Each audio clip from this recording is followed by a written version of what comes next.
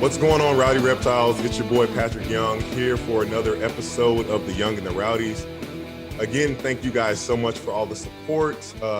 Week in and week out, it's been a pleasure and an honor for me to be a part of this awesome project, I would say. Thank you so much to the media, the Field of 68 Media Network that has again made this possible. Don't forget to subscribe and share on any and every platform that you're listening in on this podcast. Give us some feedback. Let me know what I can do better, who you're trying to get on the show, any questions you have for the upcoming guests. But anyways, this week we're doing something a little bit different. I got my good friend, the guru, Jeff Goodman. We're going to talk some Florida basketball after winning 4 straight and having a nice gritty win on the road against a really tough West Virginia team that's, really well known for its defense. The Gators struggled last night. So, Jeff, what'd you see last night? They had won 4 straight. I started to feel good about them. I think everybody did, right? Everybody started to feel like, wow. And I think everybody is rooting for this Florida team because of Keontae, right? And everybody wants this Florida team now. They latch on to him. It would be a great story if the Gators end up getting in the tournament and making some noise. South Carolina isn't very good. I mean, I don't know if they look past them, Patrick, because they have won 4 straight and they're starting to feel themselves. Their margin for error just isn't that great without Keontae. It isn't. And Scotty Lewis right now looks like somebody who came back from COVID. He does. I mean, he doesn't have the energy, it feels like. He's got to be more assertive on the offensive end. I've been saying this all year, and occasionally you'll see it from him. But I feel like if I'm Mike White, it's make a mistake. It's fine. Shoot the basketball. Be aggressive. Be assertive. He is so good in the open court. Now, again, the big question for Scotty is still his shot, his decision-making in the half court. But, man, like if you don't utilize him in the open court, to me, you're missing out on something. But again, he doesn't look like himself yet. Yeah, I'm not sure are you sure that they concluded that he did have COVID? I know he had a illness, but definitely does not look like himself at the moment. Again, tough loss. I'm not necessarily sure. I just think the guys didn't show up. I think that it was definitely a trap game where you're starting to feel good. You're starting to find a rhythm.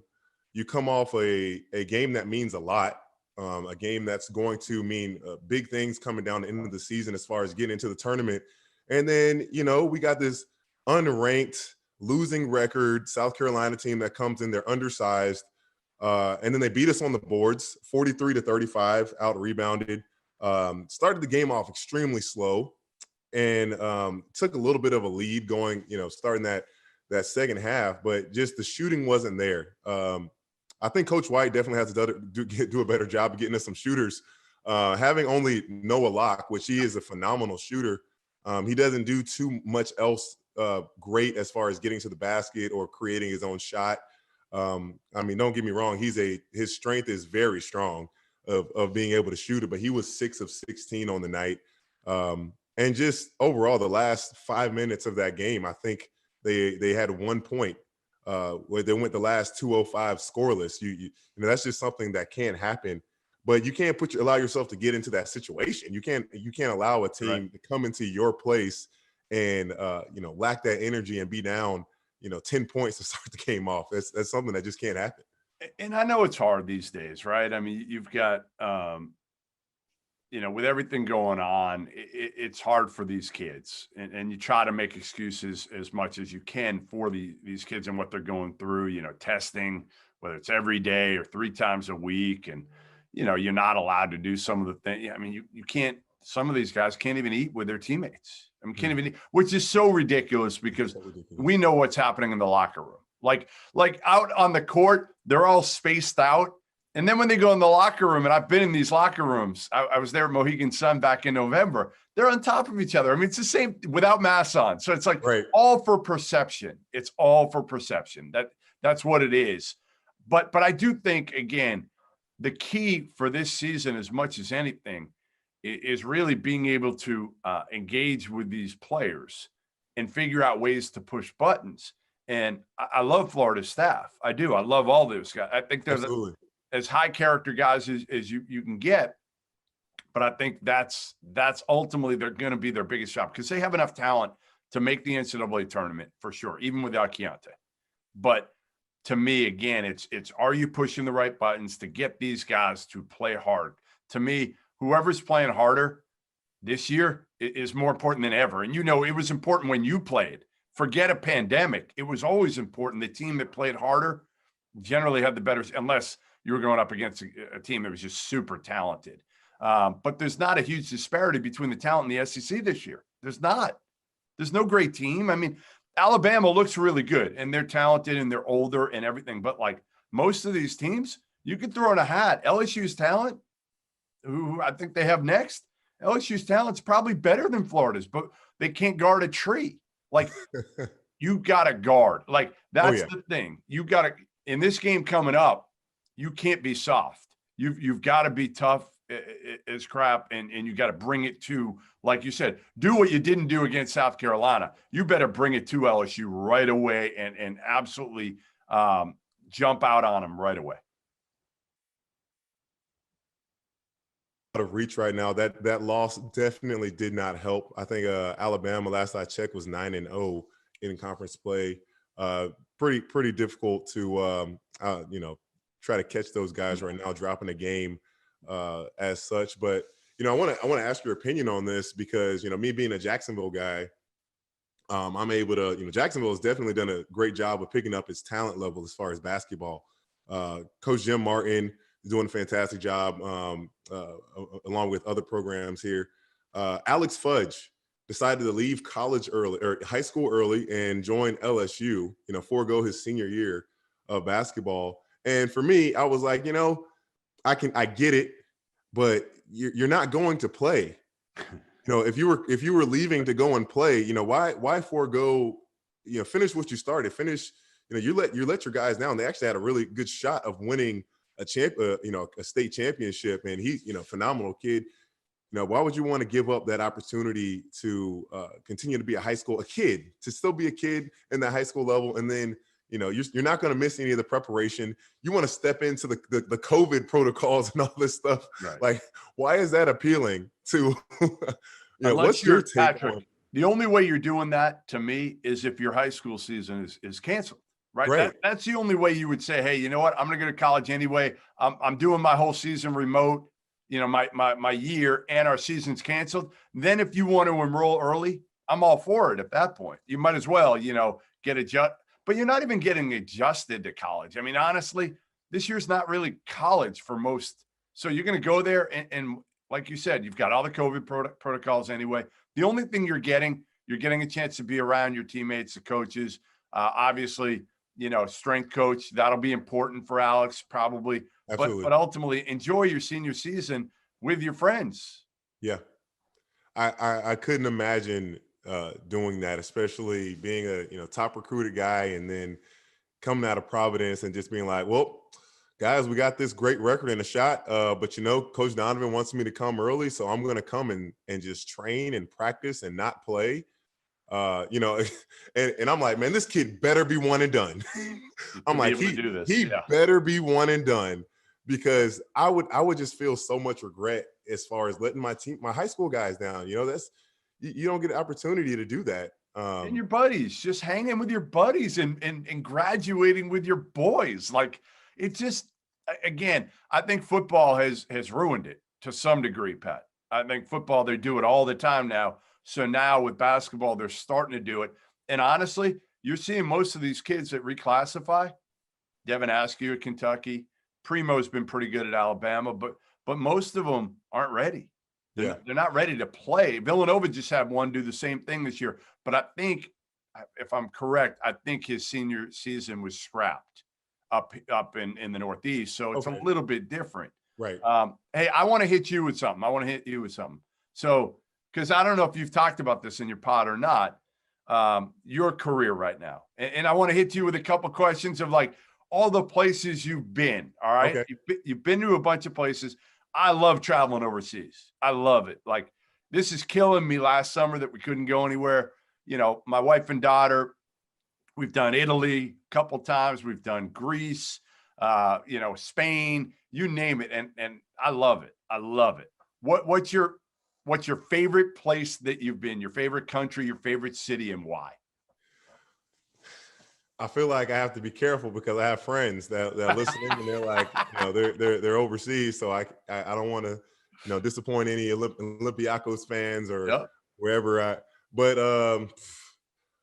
the best places that I've lived have to be Athens. It will be number one for sure. It's the closest thing to being similar to kind of New York. You get 4 seasons. It's a very business savvy place. There's a lot to do, especially in the nightlife. People are always out and going. It's not overly expensive. I really love the people in Greece, though. The weather there year round is awesome. The people, the food. I was there these last few months from October till December, and it was so different. I mean, I still enjoyed it, but as far as being in the middle of a lockdown, that's why, I was talking to my dad last night, and he's like, what are you planning on doing your basketball career? I'm still keeping the door open, but I'm like, I have no interest in going overseas and being in a lockdown. Why would you? What? Go home, go to the gym. Like you go over there to have the life. Like if you're going to be over there for 10 months, you got to enjoy your life too. You don't go over there just for the job. 100%. Israel, I wish I got a chance to really see more of Israel, even though I was in the middle of nowhere. Scottie Wilbekin and Casey Prather are over there in Israel right now. But they're in a lockdown. Oh, they're in a lockdown right now, as you can imagine. But I don't know. I hope one day I can go overseas to Europe and just enjoy it and it not be for work. How is Turkey, Pat? How is Turkey? So fortunately, I got to go to Turkey before, they had that coup and before Erdogan got that new whatever pass that allowed him to not be a dictator, but, be a dictator. But, so I got an opportunity. It was my first experience going overseas after I got cut from New Orleans. 7-hour drive from New Orleans to Jacksonville, all my stuff in my Honda Accord on my parents. What am I going to do? You got this opportunity to, $200,000 to go play in Turkey, or you go to the G League. Yep. And we're like, you know what? G League is awesome, but let's get some guaranteed money. So because the struggle in the G League is real, man. They're not making much money. At that point, it was like $25,000 a year. It was $25,000 a year. I think there's only 2 players making that. Riding the bus, not great living situation. Right. So I was like, you know what? I'm gonna take the jump and just do something crazy. Yeah. And I'll tell you this. I 2 days later after getting cut, I was on the flight, went over to Turkey. Didn't realize traffic was that bad. After I landed, going through the airport through customs, maybe that was an hour or 2 hours to get to the bus or to the hospital in traffic, 6 hours in the hospital through the medical testing. Wow. Get to the hotel that night, one thing I knew about Turkey was that, they're Muslim, so they pray 5 times a day. And I was like, I really respected that, me being a guy of faith, that they really take priority in that. But I had no idea it was played on the megaphones, 5 times a day. No. So when the first prayer came on at 5:30 in the morning, so loud, like in my hotel, I thought somebody broke in and was trying to kill me. So going through all of that, they asked me to play the next day. We had shoot around. We had, the plays were very simple, but it's like, dude, I got like 2 hours of sleep. You want me to play? I got 0 points and 1 rebound that first game. And I'm like, man, these fans probably are going to like hate me after this first game. Like, what did they, what kind of player did they just get? And fortunately, I got some rest the next day, had a really good game. And for me, the rest was history. But I really did enjoy Turkey. Just, I hated that traffic, man. It was crazy. Like, it would take you 2 hours to go 10 miles. But yeah, it was a good opportunity there. Awesome. Wouldn't replace it. All right. So you played with Brad Beal for a year? 1 year. Yep. Right, 2011-12 season.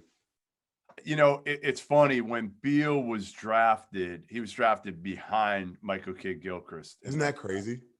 And I remember telling Kentucky fans, because I tweeted it out, I'm like, this is bananas. Like, Brad Beal is going to be a great pro. I mean, he knew how to play. He had the size. Now he didn't, if I remember correctly, he didn't shoot it well in college, no. right? From three, He he shot did it fantastic in high school, fantastic shooter. But he struggled. He struggled a lot for early on in college. He didn't really break out into the tournament, which is a great time to break out and show people what you can do.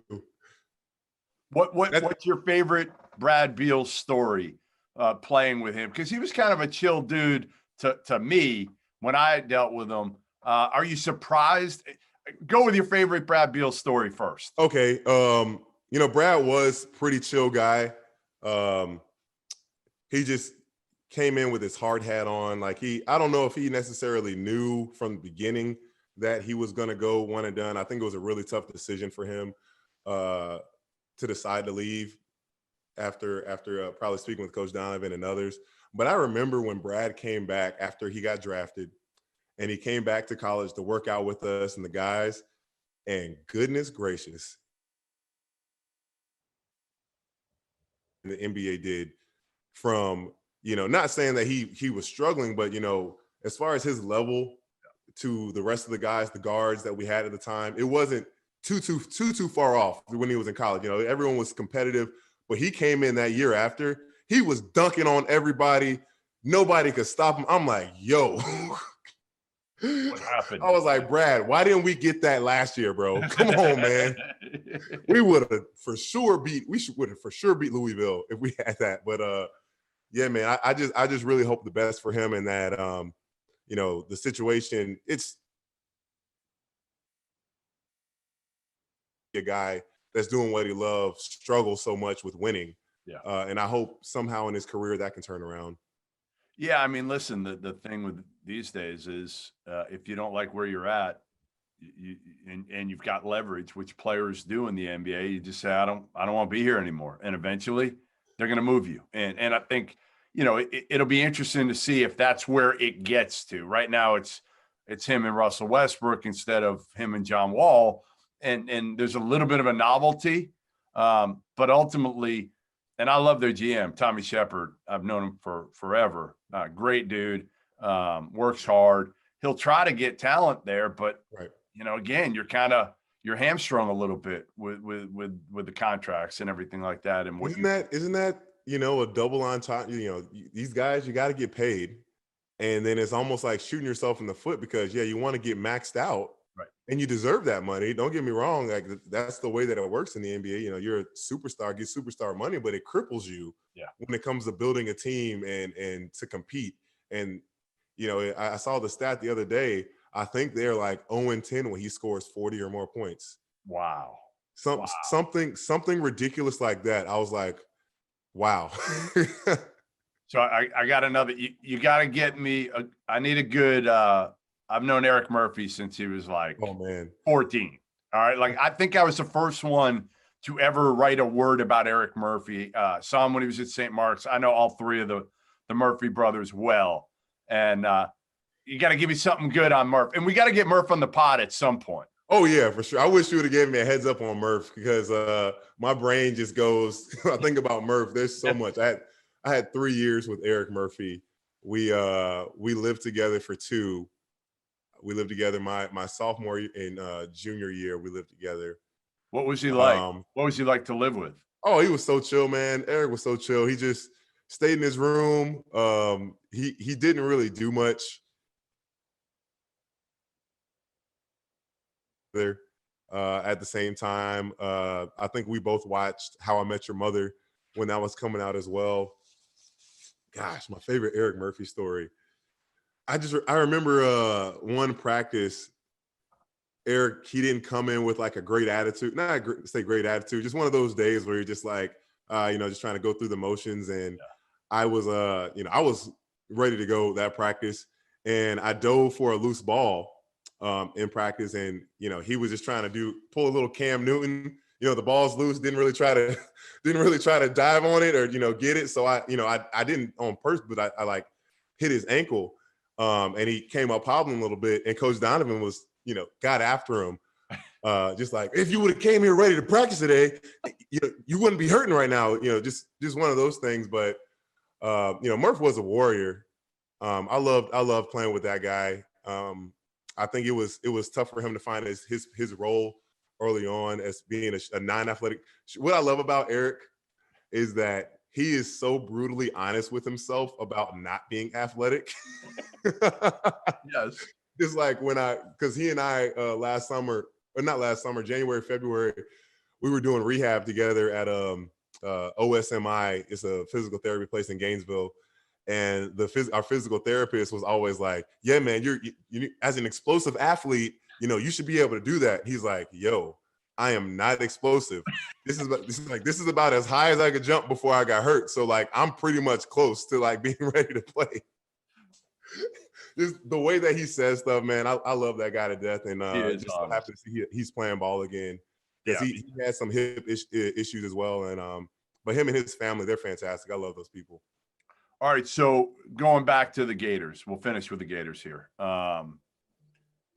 What do they have to do, Pat? What do they need? What's the one thing when you watch them that you say, hey, this is what they need to happen for them to be a team that not just gets in the tournament? Because let's face it, Gators fans, they're fine. Okay, you get in the tournament, that's one thing, but they want to advance. Like, they're not happy with just sneaking in as like a 12 seed. They want to advance and be a team that's in the hunt. What has to happen? The Gators basketball just announced that Keontae Johnson's condition, or what happened back in December 12th, was not due to COVID. That he will continue to be a part of what he's been doing with the team, is coaching and being around, and hopefully he's going to be a voice for his upcoming future. Still a lot of questions. Can he still play, et cetera, et cetera.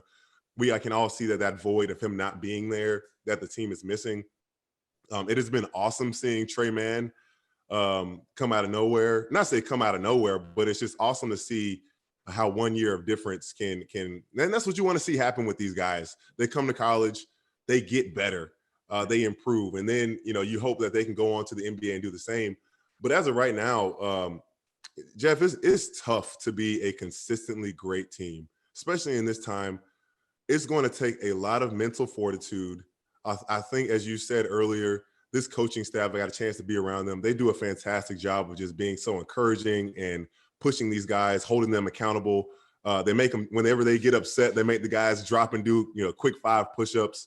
But they somewhere in what they're doing, they have to stay, that has to come every game.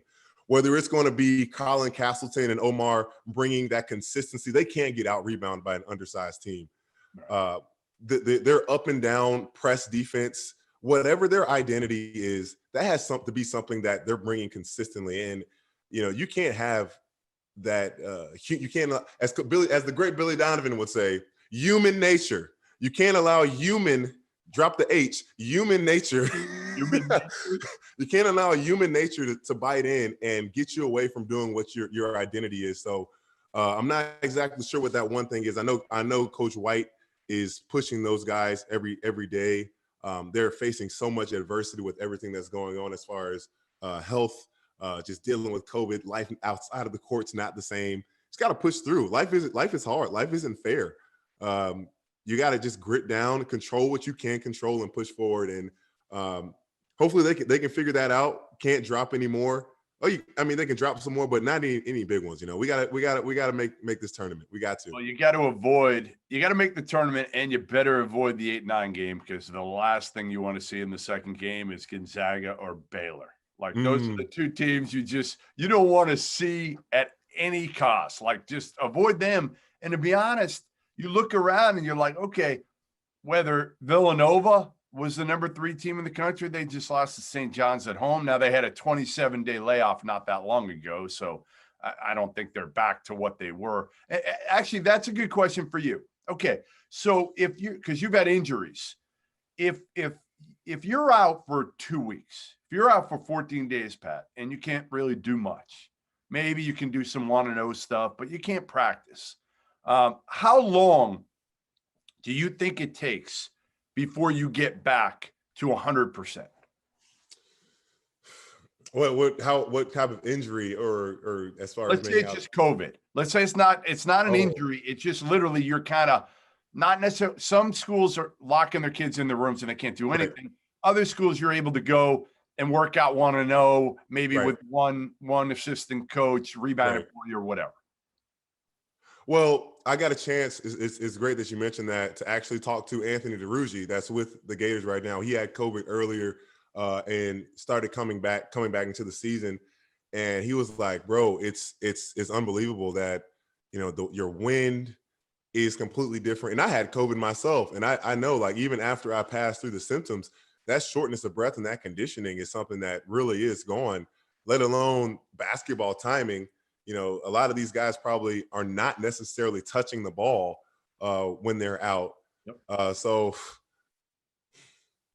and in the middle of the season, you're just jumping in the mental.